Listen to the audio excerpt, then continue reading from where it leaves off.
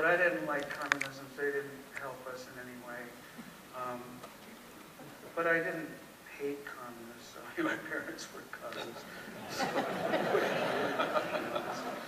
and I had a good time in the military. I was, and because of the personal experience with my parents and my father losing his job, it's another thing. I didn't trust the left wing.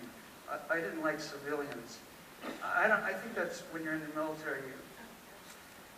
God bless civilians, but they really don't know what's going on. So. But I really, and that song just popped into my head because it was about the military-industrial complex. The unique thing about that song is that it doesn't blame soldiers. And it traveled so many places. I mean, I could not believe where that song went. But I worked with Vietnam veterans against the war. I just love those guys. Man, they were so good. I learned so much about the war. Coming here this summer freaked me out because I just opened up that wound, and man, it was just horrible, horrible stuff. But I was telling you earlier today, about 15 years ago, I attended a Veterans for Peace conference in San Francisco. I live in Berkeley, California, and one of the speakers there was Phil Butler, who spent 7 years in Hanoi Hilton. And he came up to me and he said, Joe, when we were in Hanoi Hilton, and I had read James Bond Stockdale's book about him and his wife, that wonderful book called Love and War, is it? Or about when he was a prisoner and his wife struggles to communicate with him and everything. I knew all about Hanoi Hilton. And he came over to me and he said, when we were in the compound, they used to play Hanoi Hilton. Hannah, they would play American music to us to demoralize us, you know, and make us homesick and everything. But every time we heard Fixin to Die Rag, it boosted our morale. And I thought, those goddamn, you know, French educated Vietnamese commanders could probably not understand American humor, that whoopee, we're all going to die would make them feel good.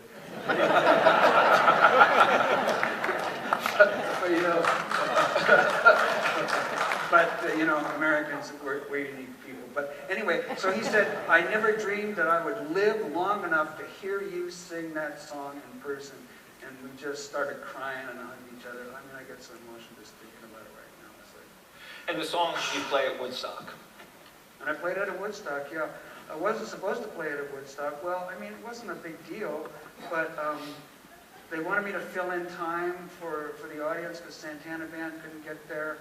And I hadn't been playing acoustic music, and they told me, you've got to save us, you've got to do something. And I told them, I don't want to do it. And they said, well, I don't have a guitar, so they grabbed a cheap Yamaha guitar and they handed it to me. I said, I don't have a guitar strap, so they cut a piece of rope and tied it.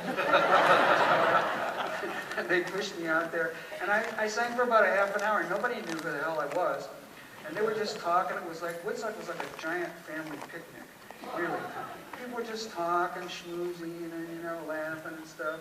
And I walked off stage, and I said to my partner, who was moonlighting there on the staff, I said, can I do Fixin to Die Rag and the cheer? Because, I mean, I was saving it for the band later on when the band played.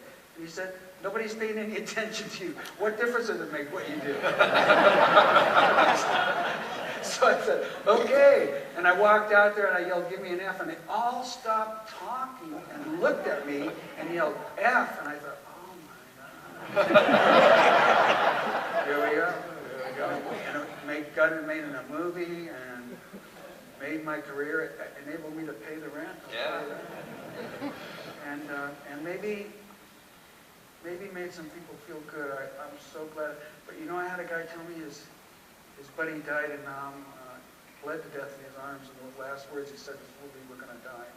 I mean, this is serious stuff. When I first learned I was coming to this summit, I got so sad. And then I got angry, and here I am.